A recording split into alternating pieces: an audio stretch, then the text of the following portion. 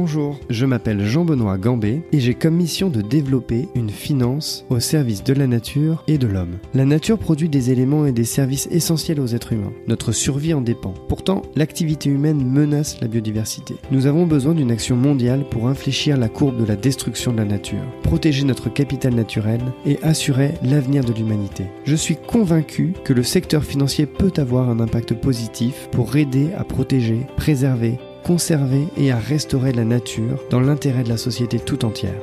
Dans ce podcast, j'invite des femmes et des hommes qui se battent quotidiennement pour changer les choses et qui mettent la préservation de l'environnement au cœur de leurs décisions d'investissement ou au cœur de leur mission. Aujourd'hui, j'ai le très grand plaisir de recevoir sur ce podcast Philippe Taffin, le directeur des investissements de la compagnie d'assurance Aviva. Dans cet entretien, nous parlons de la composition du portefeuille d'Aviva et des différents risques auxquels il est soumis. Nous nous intéressons en particulier aux risques climatiques. Vous le verrez, Aviva prend le sujet de la décarbonation des portefeuilles très au sérieux. Le groupe a d'ailleurs comme objectif de diminuer de 25% l'intensité carbone de son portefeuille dans les 4 prochaines années. Nous échangeons également sur l'ESG, la biodiversité, la protection des ressources, l'impact investing et sur la finance durable en règle générale. Philippe maîtrise ces sujets sur le bout des doigts. C'est un échange extrêmement riche et intéressant. Je vous souhaite une excellente écoute. Bonjour Philippe, merci beaucoup d'avoir accepté mon invitation. Est-ce que tu peux te présenter s'il te plaît ? Bonjour Jean-Benoît, je m'appelle Philippe Taffin, j'ai 61 ans, je suis en charge des investissements de la compagnie d'assurance Aviva France, déjà depuis une petite dizaine d'années. Père de famille, 2 enfants, et tout à fait heureux de ma vie et de ce que je fais aujourd'hui. Alors à quoi ça consiste exactement d'être directeur des investissements de Aviva ? Alors Aviva, c'est une centaine de milliards d'euros, donc c'est déjà une compagnie qui pèse un certain poids en matière de gestion d'actifs. Et mon rôle d'investisseur d'une compagnie d'assurance, en fait, il est multiple. Évidemment, globalement, il s'agit de définir la stratégie de la compagnie d'assurance sur le long terme, et évidemment en relation avec les engagements et les promesses qui sont donnés à nos clients sur les contrats d'assurance vie, qu'ils soient les assurances vie d'ailleurs ou l'assurance dommage. Mais ça consiste, en tout cas dans le périmètre de ma responsabilité, d'une part de gérer l'ensemble des flux de trésorerie générés par la compagnie, que ce soit des flux financiers ou que ce soit des flux techniques qui sont liés aux cotisations ou en remboursement liés aux sinistres intervenus, aux rachats sur les différents contrats. La deuxième partie, qui est aussi un peu le cœur de la stratégie d'investissement, c'est ce qu'on appelle la gestion actif-passif. En fait, c'est une équipe qui, pour les actifs généraux de la compagnie, sur lesquels il y a des garanties, et vous savez que, tu sais que sur un contrat d'assurance vie, en fait, la compagnie garantit en général, en tout cas, au moins le capital et puis un niveau de rendement sur plusieurs années. Et donc, évidemment, il est important d'intégrer les garanties qui sont données, qui peuvent être sur des horizons extrêmement longs. C'est pas uniquement 1 an, mais ça peut être sur 15 ans, sur 20 ans, sur 30 ans. Dans le cadre de rente, ça peut être extrêmement long. Il est extrêmement important d'intégrer la dimension temporelle des flux, le niveau des garanties qui sont données, pour ajuster la structure du portefeuille et pour assurer, dans 99,9% des cas, ou 99,5% des cas, le paiement de ces flux.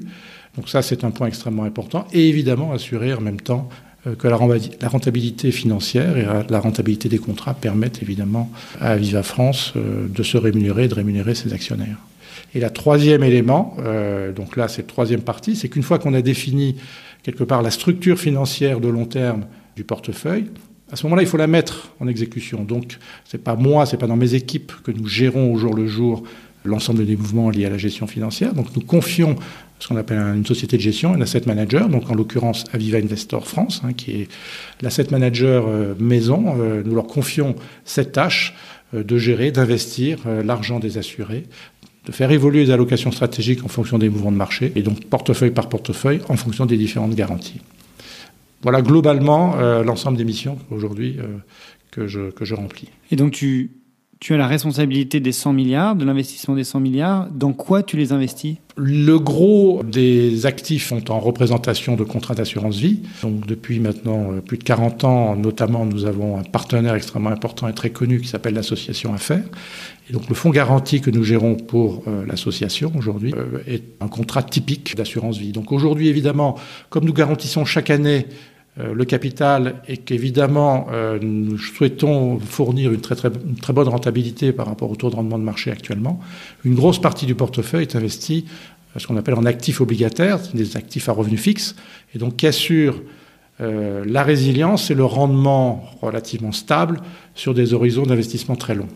Donc aujourd'hui, typiquement sur un portefeuille d'assurance vie, en fonction des niveaux de garantie, donc on retrouve entre 75% et 85% du portefeuille investi en titres à revenus fixes, en obligations à taux fixe, un peu à taux variable. Évidemment, ces revenus fixes sont une très bonne base pour assurer le rendement du portefeuille et assurer les garanties, mais il faut aussi évidemment générer de la performance. Et là, on va chercher la performance sur des actifs un petit peu plus risqués. Alors évidemment, en tête desquelles se trouvent les actions, donc les actions cotées bien sûr, mais les actions non cotées, ce qu'on appelle le private equity, prend une place de plus en plus importante dans nos portefeuilles, parce qu'on sent bien que une grosse partie de la transformation de l'économie aujourd'hui qui est à l'œuvre, on le voit à travers le digital, à travers la technologie, à travers la santé, etc., elle se trouve à travers ces entreprises qui sont en train de grossir et de se développer. Et là, on peut capter cette transformation et cette création de valeur, cette dynamique à travers les actions non cotées.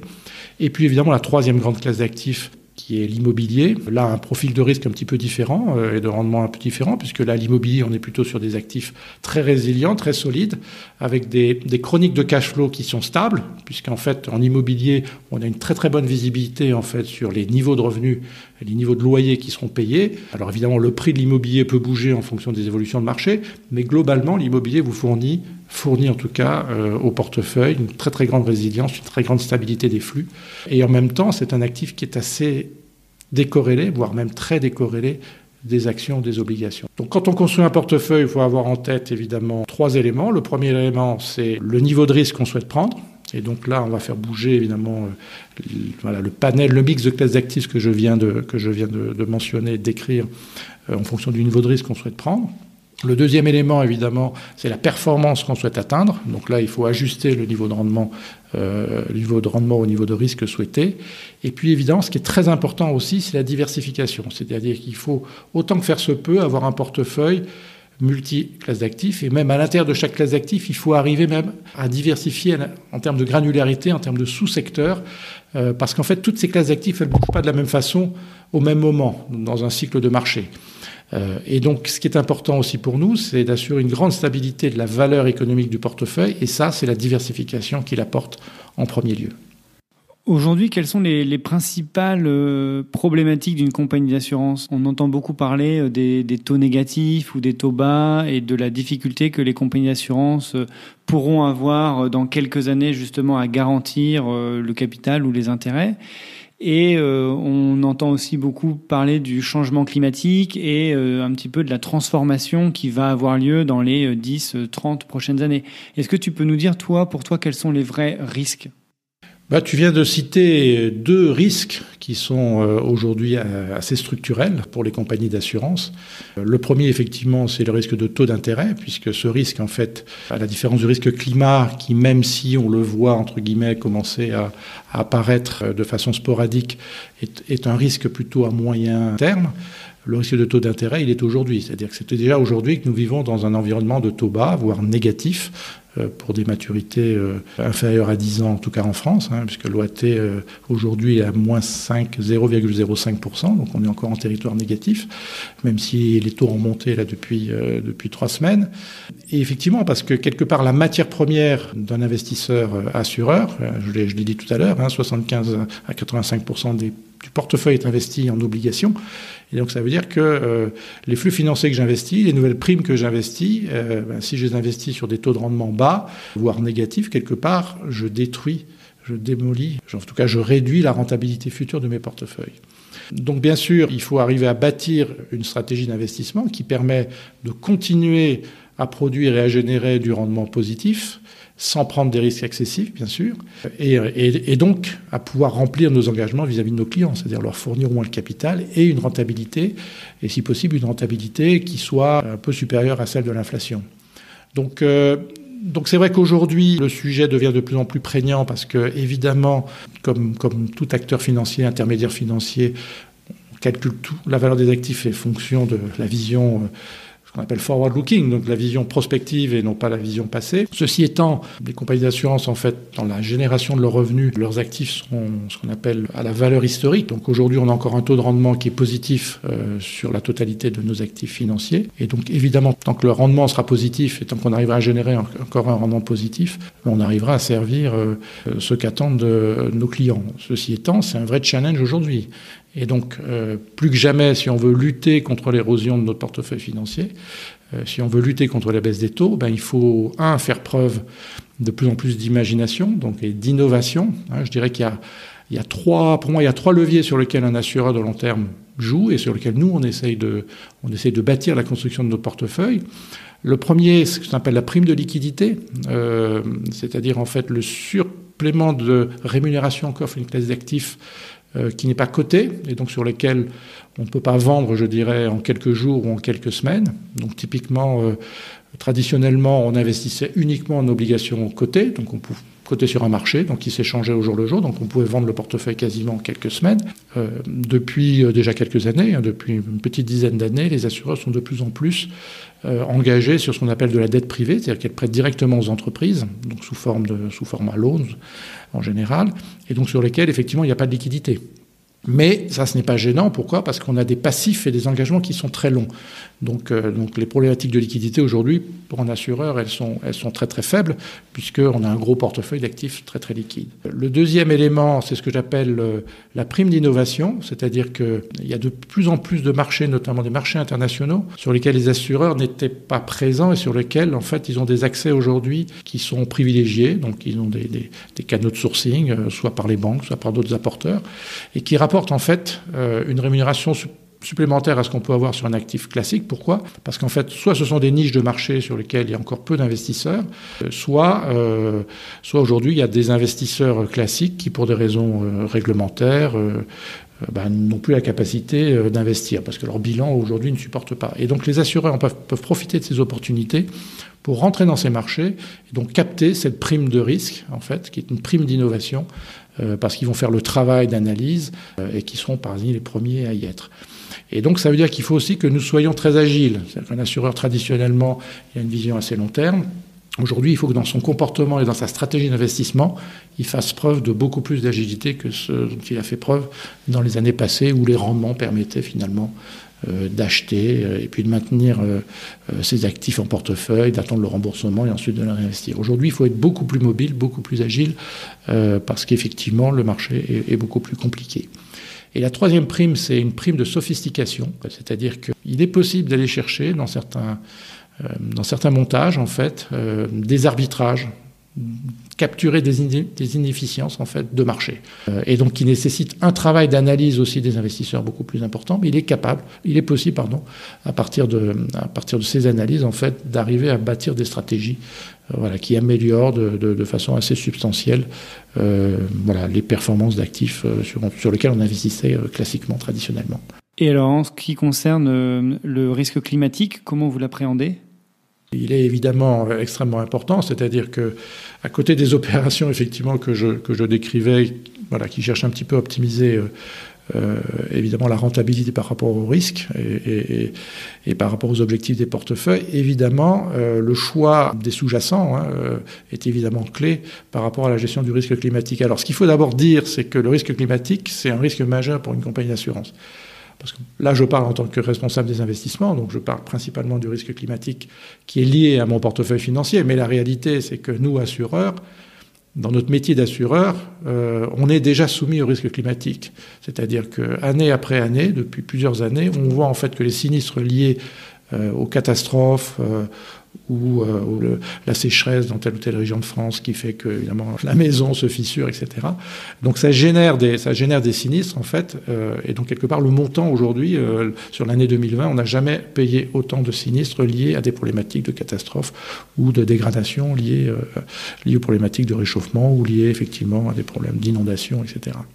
Donc c'est vraiment majeur pour un assureur d'intégrer cette dimension-là. Alors maintenant, sur la partie portefeuille d'actifs, évidemment, c'est clé. Pourquoi ? Parce qu'un assureur, comme je le disais en début d'entretien, on garantit des choses à des clients. Donc ça veut dire que si les actifs financiers sur les entreprises dans lesquelles on investit, si les immeubles que nous achetons, en fait, à un moment donné, sont victimes ou sont sinistrés pour des questions de risque climatique, évidemment, c'est la valeur de nos actifs qui baisse. Et donc, quelque part, c'est notre solvabilité, notre capacité à payer nos engagements vis-à-vis de nos assurés qui est mis en danger. Et ça, sur des horizons qui sont extrêmement longs. On n'est pas sur des horizons courts qu'on pourrait gérer, etc.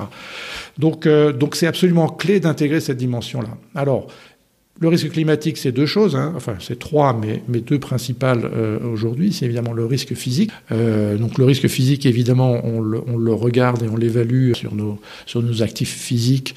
Donc c'est principalement l'immobilier que je citais tout à l'heure. C'est évidemment tout ce qui est infrastructure que l'on peut acheter, soit financé sous forme de dette, soit évidemment si on prend on en devient propriétaire en capital. Donc évidemment, il faut s'assurer qu'au moment où on rentre telle ou telle opération en portefeuille, à côté de l'analyse, de la due diligence financière, les équipes de gestion assurent aussi la due diligence climatique. Aujourd'hui, chez Aviva Investors, on ne va pas rentrer un immeuble, on ne va pas rentrer un projet d'infrastructure si on n'a pas fait cette due diligence. Ça n'est pas possible. Donc ça, c'est absolument clé. C'est absolument clé. L'autre élément, l'autre risque, évidemment, c'est le risque de transition, puisqu'on sait tous que les entreprises qui ne vont pas intégrer la dimension climat, à un moment donné, vont le payer. Donc elles vont le payer soit directement à cause des impacts climatiques sur leur activité, soit elles vont le payer à travers l'évolution de la réglementation, puisqu'on sait tous que aujourd'hui, on va de plus en plus dans une réglementation, on va demander aux pollueurs, donc ceux qui émettent beaucoup de gaz à effet de serre, quelque part, de leurs émissions de gaz, ça existe déjà. On voit bien qu'il y a un certain nombre de producteurs d'électricité, ils ont déjà des quotas d'émissions. Donc, quelque part, quand ils les dépassent, ils sont obligés d'acheter soit des crédits carbone, soit, en tout cas, ils sont obligés de mettre en place des stratégies de décarbonation par ailleurs. Et donc on sait qu'à un moment donné, le coût du carbone est en train de monter d'ailleurs. Le coût du carbone va finir par passer dans les prix et donc, quelque part, va aussi, et commence déjà, quelque part, à jouer, à impacter finalement la valeur d'actifs de ces entreprises. Et là, on a un rôle important à jouer. Il est absolument clé que les entreprises dans lesquelles on investit, les États dans lesquels on investit, effectivement, développent des stratégies, des politiques de transition, faire transformation de leur modèle économique pour qu'ils soient évidemment moins émissifs, qu'ils soient plus respectueux de la biodiversité, etc., etc. Alors ça va au-delà du climat parce qu'on intègre aussi la dimension S et G, donc la dimension sociale et la dimension gouvernance. Et nous, on est convaincus chez Aviva que on ne peut pas avoir de bonne transition si également on n'intègre pas la dimension sociale. C'est ce qu'on appelle la transition juste.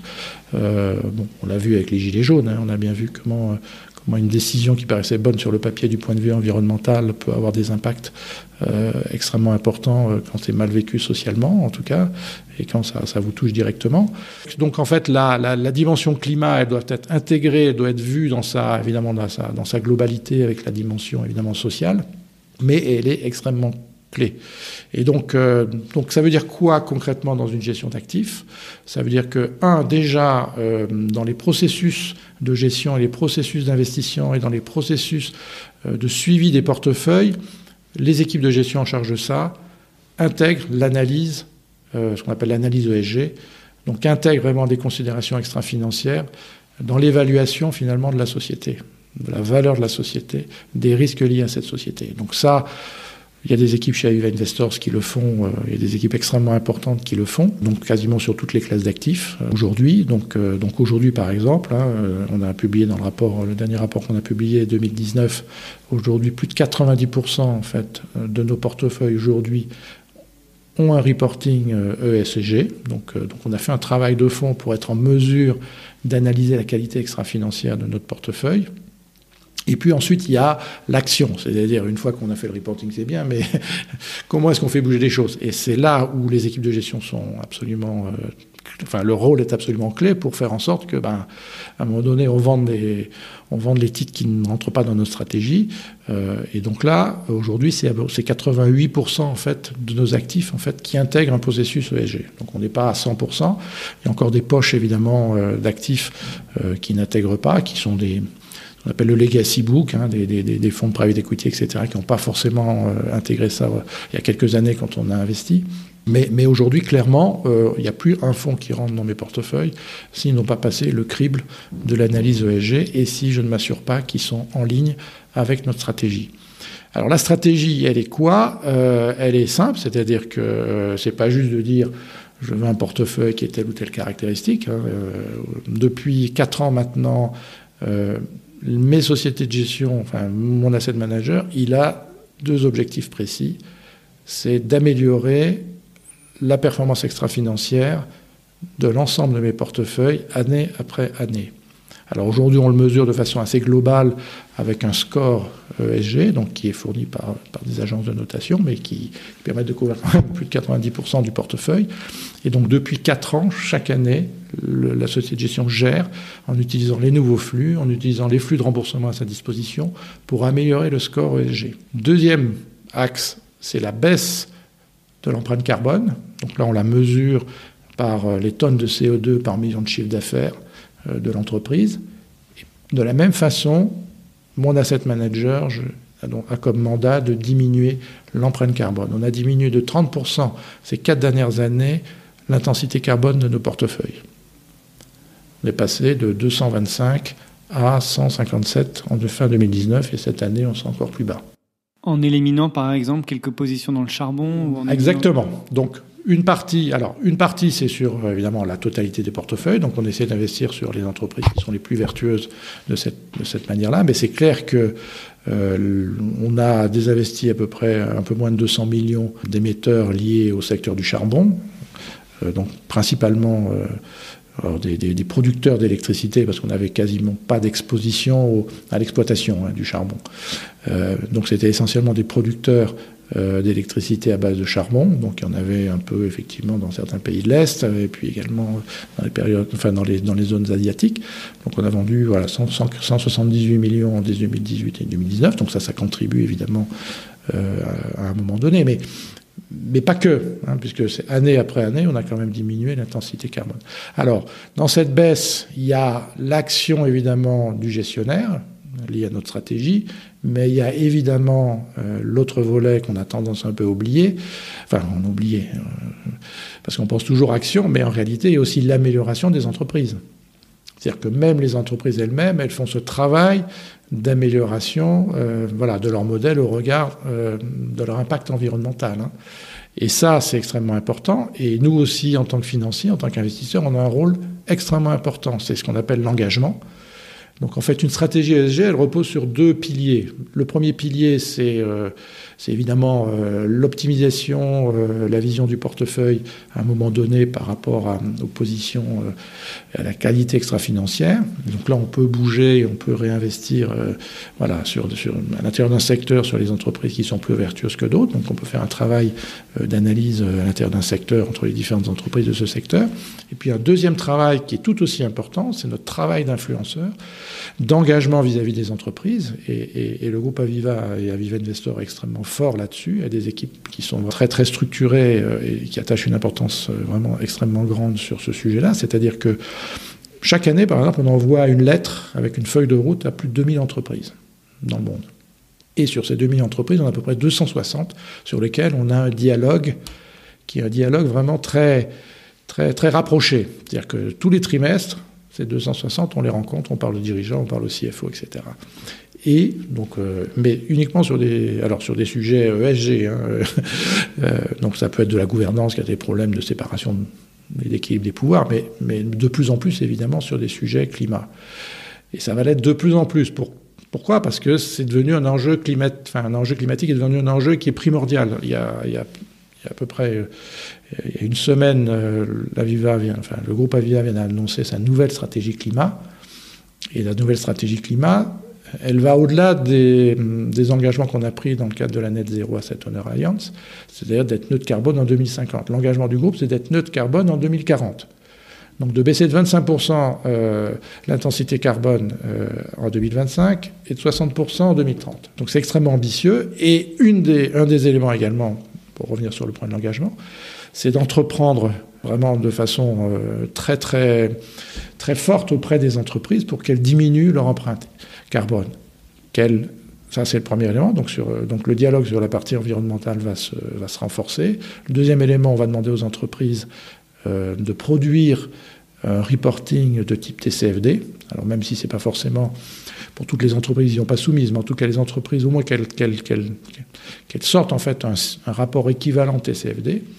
Et troisième élément, c'est qu'on va demander aux entreprises également de développer des objectifs par rapport au SBTI, donc des Science Based Target Initiative. Donc qu'elles s'engagent à publier des objectifs de décarbonation de leur business. Donc le groupe prend une position extrêmement offensive sur ce sujet-là, avec la sanction qui est que si à un moment donné ce dialogue n'avance pas, si les entreprises rechignent, voilà, on se laisse la possibilité potentiellement de désinvestir. Donc le désinvestissement, c'est pas la stratégie première, c'est vraiment la stratégie ultime si l'entreprise effectivement ne fait pas les efforts que nous considérons être suffisants pour aligner finalement, pour s'aligner par rapport à la stratégie de l'accord de Paris.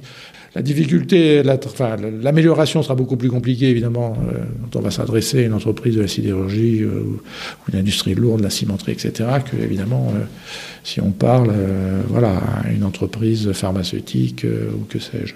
Alors là, c'est peut-être une question piège que je vais te poser, mais j'ai beaucoup de mal à imaginer un portefeuille neutre en carbone dans 40 ans. Enfin, vous avez 100 milliards. Qu'est-ce que c'est un portefeuille neutre en carbone? Par exemple, si vous faites, je sais pas, si vous faites du prêt conso, par exemple, il y aura toujours, le consommateur va toujours émettre du carbone. Tu parlais de la sidérurgie, tu parlais même de l'industrie pharmaceutique.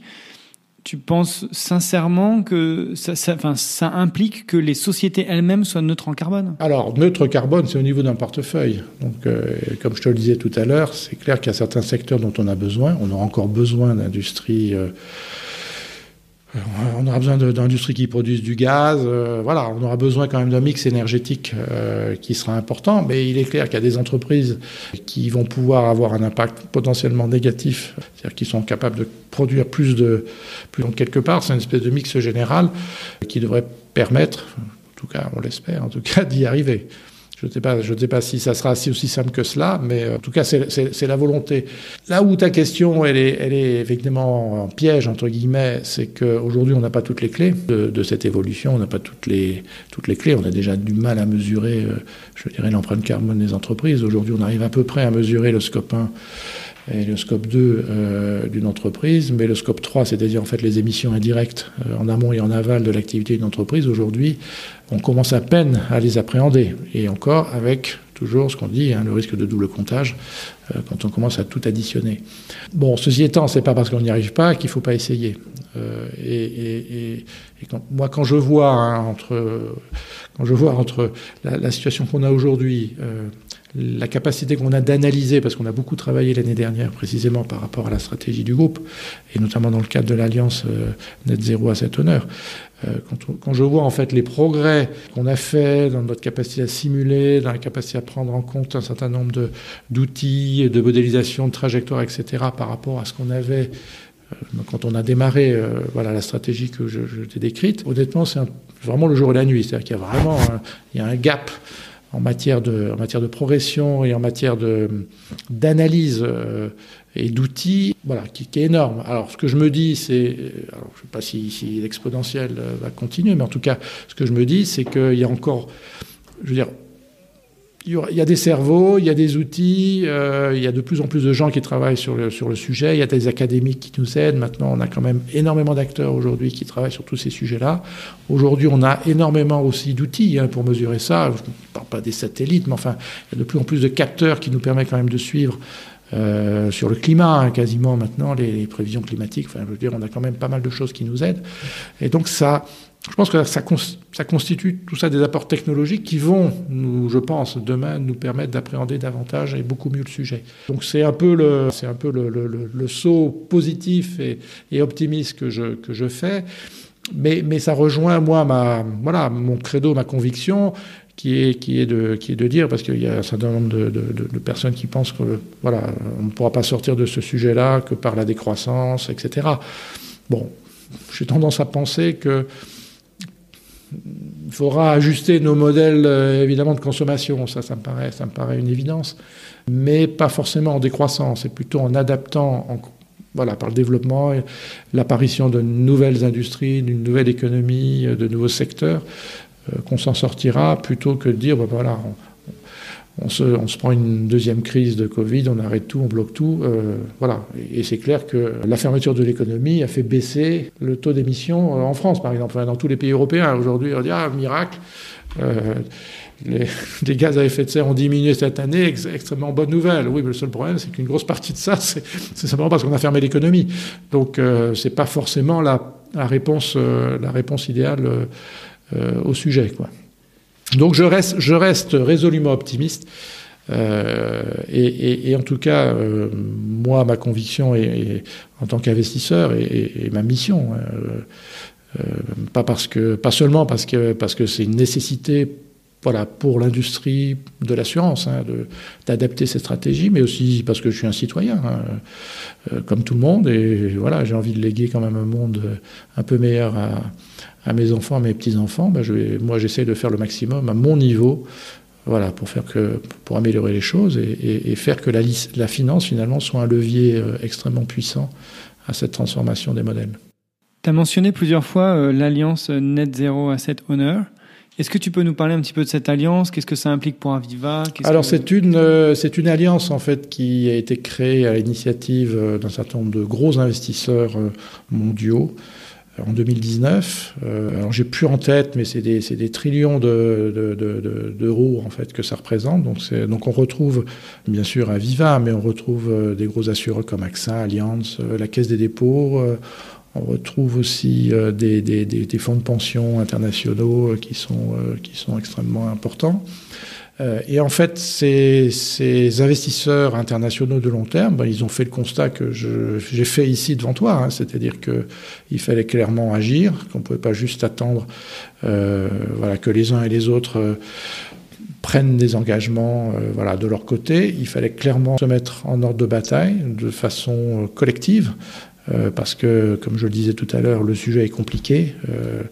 Et donc, en rassemblant les ressources, la volonté et les ressources des investisseurs et en se mettant en ordre de marche, l'idée étant, d'ouvrir la voie, donc sur la bonne façon d'appréhender le changement climatique, la lutte contre le changement climatique et donc l'alignement des portefeuilles par rapport évidemment à l'accord de Paris. Et donc, en ouvrant la voie, quelque part aussi entraîner l'ensemble des investisseurs institutionnels, puis au-delà, pourquoi pas d'autres financeurs, nous donner les outils et donc leur donner aussi les outils pour y arriver. Et donc c'est ça vraiment cette coalition. C'est il y a des réunions en fonction de différents workstreams sur lesquels on travaille déjà pour faire des simulations, pour projeter ce qu'on peut faire, pour regarder ce qu'on peut faire concrètement sur les différents portefeuilles, pour explorer des nouvelles opportunités aussi d'investissement, notamment sur la partie green assets, puisqu'il y a pas mal de choses encore à faire. Il y a des opportunités qui peuvent apparaître, notamment dans les dispositifs de captage du carbone. Il y a un certain nombre de choses qui évoluent, donc il y a aussi des investissements importants à faire. À partir du moment où on a une technologie qui apparaît prometteuse, ça peut être aussi le rôle de l'Alliance de coaliser des financements pour permettre à ces nouvelles technologies finalement de pouvoir décoller et puis ensuite de résoudre une partie importante du problème. Donc c'est vraiment une alliance qui est ouverte dans toutes les directions possibles. Bien sûr, premier lieu, les portefeuilles, mais la finance, l'épargne alignée par rapport à cette trajectoire du scénario de Paris. Alors après, il y a une méthodologie qui a été développée, une gouvernance qui a été développée dans cette alliance, c'est-à-dire que déjà, on s'engage à annoncer des objectifs qui sont entre guillemets échelonnés dans le temps. Donc on annonce à tout le monde ce que souhaite faire et comment on va le faire. Et donc évidemment, c'est pas juste ce qu'on appelle un plaidoyer comme on en a beaucoup. Il y a vraiment un engagement qui est chiffré et quantifié. Donc l'engagement de baisser à moins 25% l'intensité carbone. Donc on verra dans 5 ans où on en est. Et puis au fur et à mesure, on va fixer les étapes. Et puis on va travailler collectivement pour également initier des nouvelles initiatives en matière d'investissement vert. Donc il y a plein de choses à faire, tout à fait importantes. Toi, tu es évidemment spécialiste du secteur de l'assurance. Est-ce que tu as l'impression que l'assurance est en avance par rapport au secteur bancaire sur la décarbonation des portefeuilles, etc. ?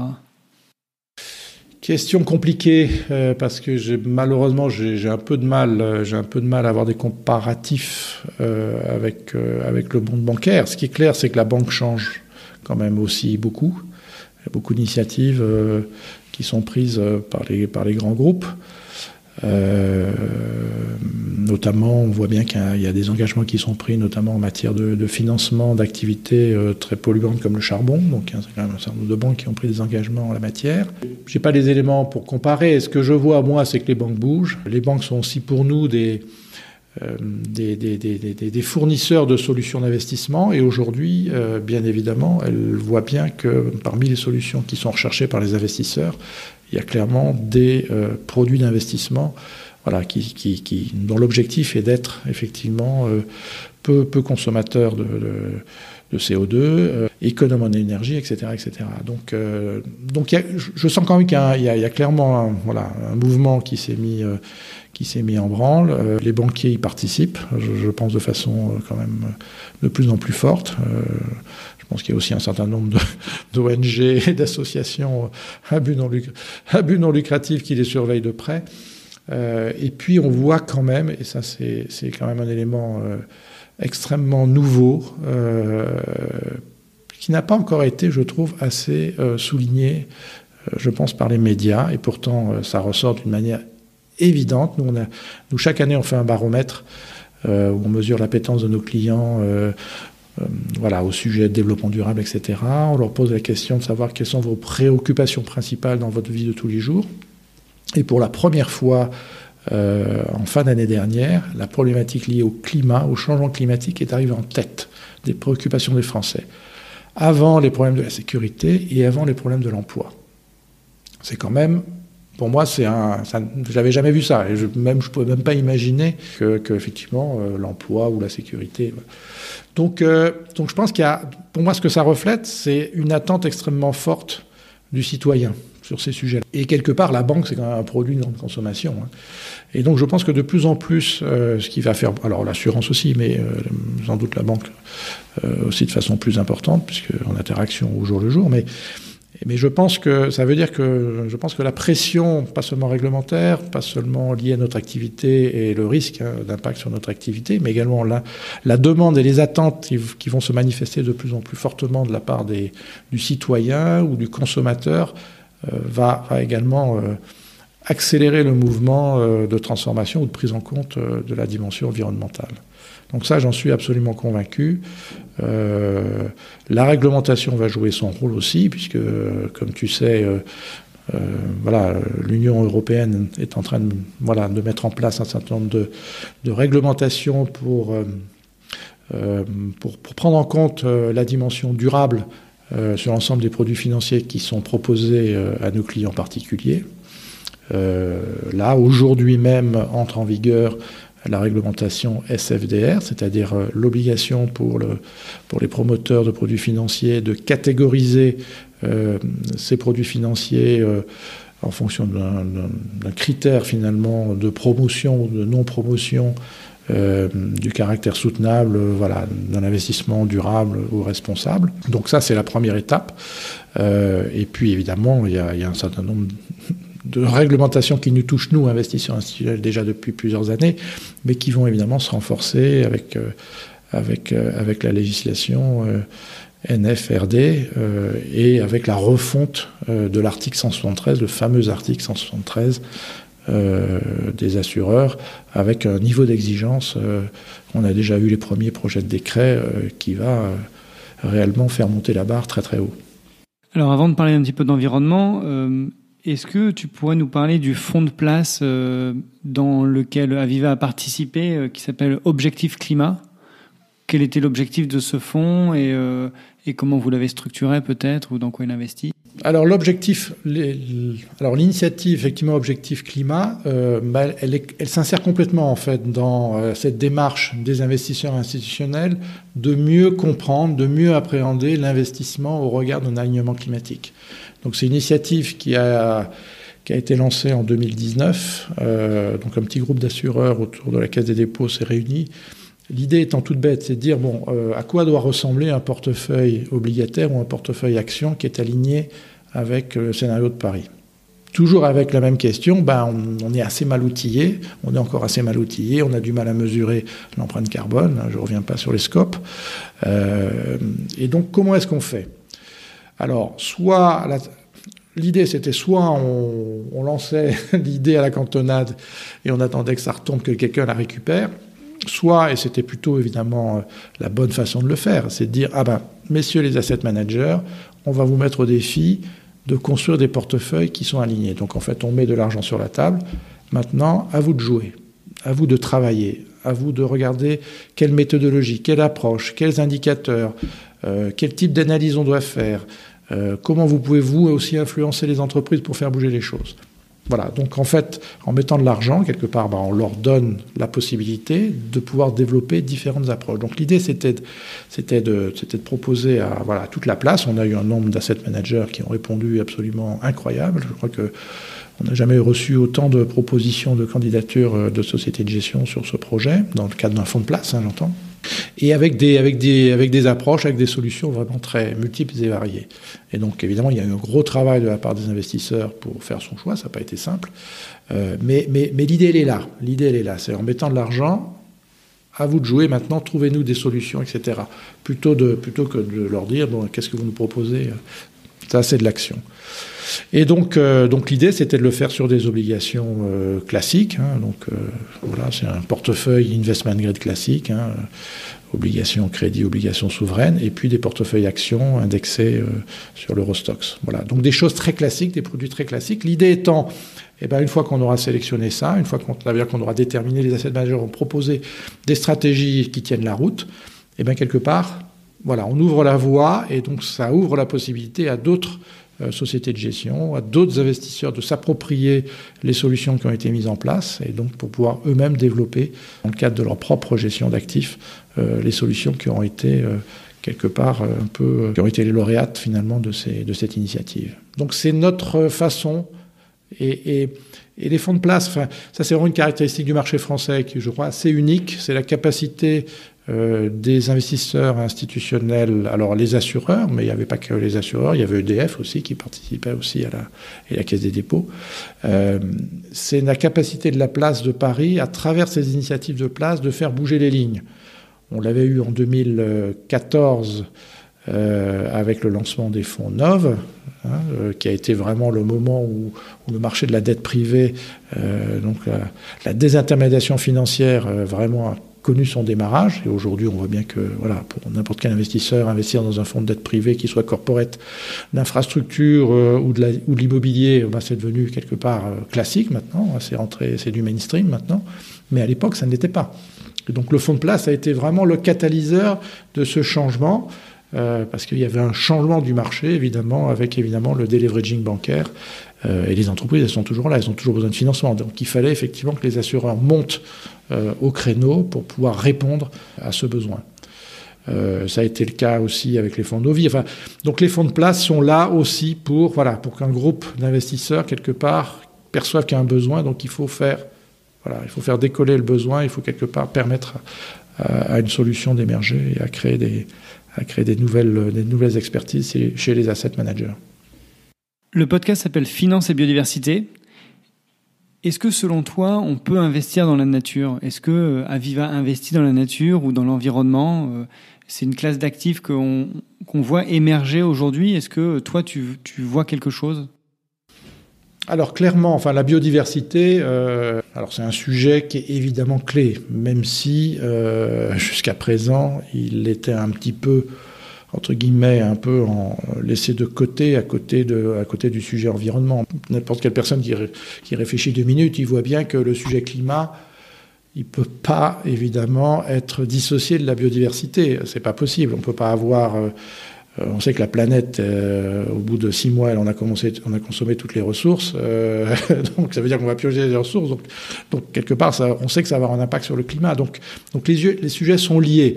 Alors c'est vrai que les problématiques climatiques ont pris un peu les devants, mais Bon, la biodiversité, c'est quelque chose qui est devenu également clé. Et d'ailleurs, on le voit bien, puisque dans le cadre du rapport article 173, le régulateur nous demande effectivement de dire ce qu'on fait, nos expositions au risque climat, mais aussi au risque de biodiversité, et de définir les stratégies en fait qu'on va implémenter sur ce sujet. Alors, aujourd'hui, il y a pas mal d'investisseurs qui bougent.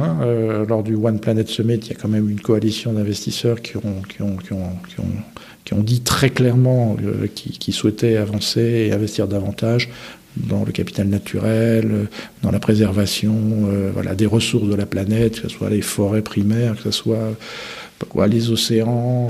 Donc il y a quand même un nombre de dimensions, je dirais, liées à la biodiversité qui sont extrêmement importantes. Alors, aujourd'hui, on n'a pas de stratégie, je dirais. On a commencé à faire des choses, mais aujourd'hui, on n'a pas encore défini une stratégie qui est digne de ce nom. Voilà, pour un investisseur institutionnel, je ne veux pas te dire que on investit dans la forêt, etc. Ça serait pas le cas. On intègre les éléments de biodiversité dans le cadre de nos investissements. On fait quand même un petit peu attention à ça, mais c'est clair que pour moi, c'est un axe de développement extrêmement important de nos stratégies. C'est-à-dire qu'on va clairement dans les années à venir, dans les mois et les années à venir, allouer davantage de financement à la préservation des ressources naturelles de la planète, souscrire sans doute il y a des fonds qui existent, il y a un certain nombre de fonds qui permettent d'accéder en tout cas de financer et de produire vraiment des externalités positives en la matière et d'intégrer ces dimensions-là. Maintenant, ce qui est important, et on a commencé à faire ce travail-là, c'est déjà s'assurer que notre portefeuille d'actifs tel qu'il est aujourd'hui n'a pas d'impact trop négatif sur la biodiversité. Donc ça, ce travail, on l'a fait, clairement, ça c'est la première étape. Et globalement, notre portefeuille est vraiment une très très bonne situation. Maintenant, il faut aller un cran plus loin, c'est-à-dire qu'il faut se dire comment est-ce que effectivement on améliore les choses. On participe à une agriculture, par exemple, qui est plus respectueuse finalement des sols, etc. On a un rôle à jouer. Aviva est un des premiers assureurs agricoles de France. Ça, on le sait peu, mais c'est le cas. Et donc, on a aussi notre rôle à jouer en tant qu'assureur par rapport à ces problématiques-là. Donc, c'est des choses, en tout cas, d'avenir pour nous, clairement. Aujourd'hui, pour toi, qu'est-ce que c'est un gérant d'actifs ? Parce qu'il y a quelques années, on aurait pu dire un gérant d'actifs, c'est un investisseur. Après, il y a eu l'investisseur qui prend en compte le risque. Aujourd'hui, tu prends en compte l'investissement, le rendement, le risque, la problématique actif-passif de ton bilan. Tu prends aussi en compte le climat, tu prends en compte la biodiversité. Est-ce que selon toi, le métier a beaucoup évolué ces dernières années ? Oui, le métier a beaucoup évolué. En fait, je ne veux pas faire passer pour un vieux de la vieille, mais moi, j'ai un souvenir précis. Moi, je suis rentré sur les marchés parce que j'ai fait un peu tout. Là. J'ai commencé ma carrière en gérant des portefeuilles obligataires. Donc, j'ai un ADN de gérant obligataire à la base. Et il se trouve que j'ai commencé à gérer des portefeuilles quasiment la veille du krach de 87. Donc ça marque. Bon, ceci étant, j'ai eu d'autres krachs qui se sont révélés encore plus négatifs et plus impactants que celui de 87. Mais à l'époque, c'était quand même, c'était quand même quelque chose. Et c'est clair que, entre ce que j'étais, moi, gérant obligataire en 1987, et aujourd'hui, le métier n'a plus rien à voir. Et pourtant, 87 était déjà le Big Bang qui était intervenu, etc. Donc aujourd'hui, ce qui se passe, c'est que la gestion d'actifs est devenue une véritable industrie. Je pense que c'est vraiment un point extrêmement important. Les classes d'actifs sont devenues des choses, des univers qui sont extrêmement précis, extrêmement sophistiqués, et qui nécessitent vraiment des spécialités. C'est-à-dire qu'il y a vraiment aujourd'hui une diversité, un niveau de granularité des différentes classes d'actifs qui est extrêmement important, avec des marchés financiers qui sont énormes, et donc qui nécessitent quelque part des gens hyper pointus, hyper spécialistes dans leur domaine. Et donc quelque part, on a gagné en sophistication et en spécialisation ce qu'on a un peu perdu en capacité d'intégrer différentes dimensions des marchés. Donc c'est en quoi le marché, je trouve, a beaucoup changé. Les gens ont souvent un peu plus de mal finalement dans leur secteur finalement à capter une vision un petit peu plus générale. Et donc c'est plus compliqué finalement de gérer des portefeuilles en intégrant toutes les dimensions. Donc ce que tu viens de dire, la dimension climatique, la dimension crédit, la dimension, c'est devenu quasiment impossible. Un gérant, il n'a plus la capacité, il y a tellement d'informations à capter, etc. Même avec des outils hyper sophistiqués, tu ne peux pas avoir la compétence et l'expertise dans tous les domaines. Donc ça devient plus compliqué. Donc le mode de gestion fonctionne différemment. C'est-à-dire que le gérant, il gère et puis il doit s'appuyer sur toute une série de spécialistes. Et là, ça nécessite évidemment d'avoir un type de gouvernance, un mode de travail collaboratif qui fonctionne très très bien. Et ça, c'est les enjeux aujourd'hui. C'est les enjeux de l'industrie. C'est pas la même chose quand vous fabriquez une Ferrari. Alors, je ne sais pas si les Ferrari sont faits manuellement, mais il y a un certain nombre de...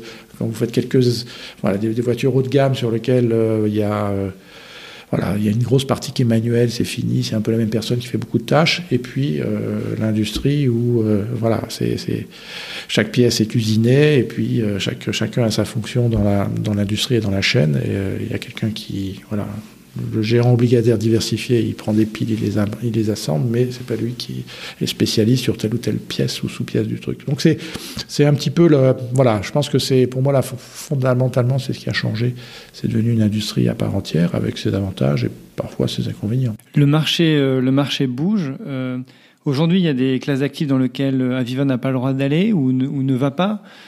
Est-ce que tu penses ou est-ce que tu vois des espèces de brèches se dessiner ou des nouveaux investissements que vous pourrez faire dans les années à venir que vous ne faites pas aujourd'hui? Par exemple, là, tu t'as mentionné la forêt, tu as mentionné tout à l'heure le prix du carbone qui augmentait. Est-ce qu'on pourrait investir dans le carbone demain? À un moment donné, on a regardé un investissement effectivement dans les fameux certificats d'économie d'énergie, les fameux CE.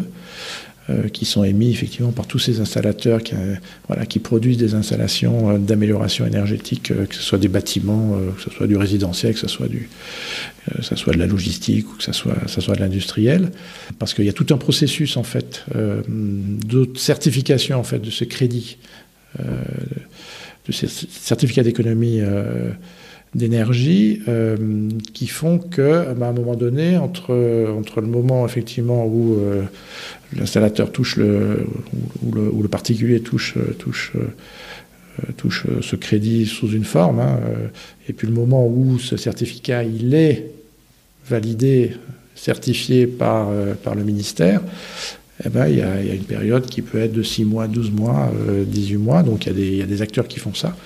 Et donc il y a un besoin de financement. C'est-à-dire que si on veut vraiment que ça se développe, etc., il y a un moment donné où les entreprises de certification, elles peuvent porter sur leur bilan une partie du financement de ces crédits, de ces certificats, mais si elles veulent que ça développe, à un moment, elles ont besoin de financement. Donc à un moment donné, on avait regardé l'opportunité. On n'y avait pas été... parce qu'on n'avait pas trouvé le bon partenaire, la bonne structure surtout et le bon gérant d'actifs.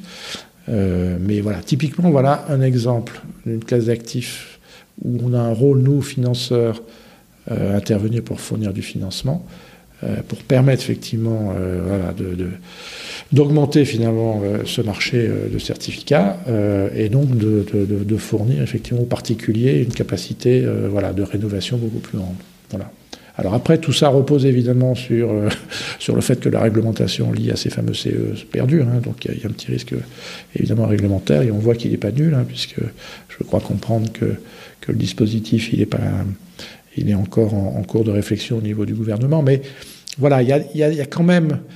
Ça, c'est un exemple vraiment, pour moi, qui est vraiment très intéressant parce qu'il est typique du fait que tout ce qui est lié à la transformation des modèles, en fait, va générer des nouveaux besoins. Et donc des besoins qui auront besoin d'être financés. Et là, on a un rôle à jouer. Donc aujourd'hui, pour répondre à ta question, je pense qu'il y a un certain nombre d'actifs financiers qui n'existent peut-être pas encore, qui ne sont pas encore identifiés. Voilà, donc je ne suis pas inquiet. Je pense qu'on aura besoin encore des financiers. Et ça, c'est une bonne nouvelle pour nous aussi, parce que nous, on est des collecteurs d'épargne, et donc on aura aussi besoin de placer cette épargne de façon sûre et avec une bonne rentabilité. On n'a pas parlé encore d'investissement à impact. On a vu dans dans les dernières 2 années, peut-être qu'il y avait de plus en plus de sociétés de gestion qui développaient leurs fonds à impact. Vous êtes aussi positionné sur cette thématique ? On croit beaucoup en fait à ce concept d'impact investing. Pourquoi ? Parce qu'en fait aujourd'hui, l'approche d'évaluation des investissements, l'approche durable des investissements, elle est basée en fait sur une approche classique ESG, avec l'approche par les scores. Une des difficultés de mesurer en fait par des scores, c'est que les scores en fait ça ne parle pas. Enfin, c'est pas très représentatif. Je prends le cas du climat dont on a beaucoup parlé. Est-ce que l'utilisation des scores va nous aider à prendre une décision d'investissement par rapport aux problématiques climatiques, de trajectoire, d'alignement, de température de portefeuille, etc. Non. Donc, il faut aussi que nous bâtissions un certain nombre d'indicateurs qui sont en ligne avec les objectifs qu'on veut atteindre. Et typiquement, les indicateurs, l'approche de l'investissement à impact, l'approche par l'impact, est une façon, et pour moi la bonne façon finalement, d'appréhender nos stratégies de développement durable avec, je dirais, le bon logiciel et les bons indicateurs. Alors l'impact, c'est quoi ? C'est simplement l'analyse et la mesure finalement des externalités, de la contribution, de l'utilité sociale qu'on va avoir sur tel ou tel, disons, objectif. Alors on a le référentiel des objectifs de développement durable qui a été mis en place par les Nations Unies et qui est aujourd'hui un référentiel qui est vraiment tout à fait solide et qui est le référentiel unanimement reconnu par l'ensemble des acteurs. Donc c'est une très très bonne base de travail. L'environnement, c'est notamment l'objectif 13. Et pour moi, je dirais c'est la phase suivante par rapport à l'investissement ESG. Je pense que c'est le futur de l'ESG, il est dans l'impact. C'est-à-dire qu'on aura besoin de mesurer de façon plus précise. Alors nous, on l'a fait à travers une stratégie d'investissement en action non cotée, en private equity. Alors évidemment, l'idée étant d'orienter ces investissements pour financer des entreprises dont l'objectif économique est d'adresser une problématique sociale ou environnementale. Donc on retrouve le sujet environnemental, par exemple des entreprises qui développent la production d'énergie verte avec un certain objectif et de façon différente de ce que peuvent faire classiquement des producteurs classiques. Mais dès qu'on adresse un sujet social comme l'insertion de chômeurs de longue durée, quelque part on adresse une problématique qu'on a du mal à résoudre aujourd'hui. Quand on adresse le sujet d'aider une catégorie de personnes handicapées à retrouver du travail, c'est-à-dire quand l'entreprise, dans son business, dit « je vais embaucher 25% de mes salariés, ça va être des personnes handicapées », ils vont au-delà des exigences de la réglementation. Et quelque part, ils ont dans leur vision de leur business, une contribution, ils veulent clairement changer, peser sur l'évolution de la société. Résoudre des problèmes d'inégalité. On a investi dans des entreprises comme Phoenix, comme Moulineau, qui sont des champions, je dirais, de l'économie circulaire. Phoenix, en récupérant les invendus des grandes surfaces pour ensuite les redistribuer auprès des associations caritatives. Moulineau, en récupérant tout ce qui est matière, des plats, matières organiques, finalement, des restaurateurs, etc., ou des cantines de restauration collective, et ensuite, en les valorisant et ensuite en les transformant en engrais pour les cultures, en alternative des fameuses cultures azotées, etc. Une entreprise comme, par exemple, 1083 qui a développé une activité en région à Romans sur des jeans éthiques, etc.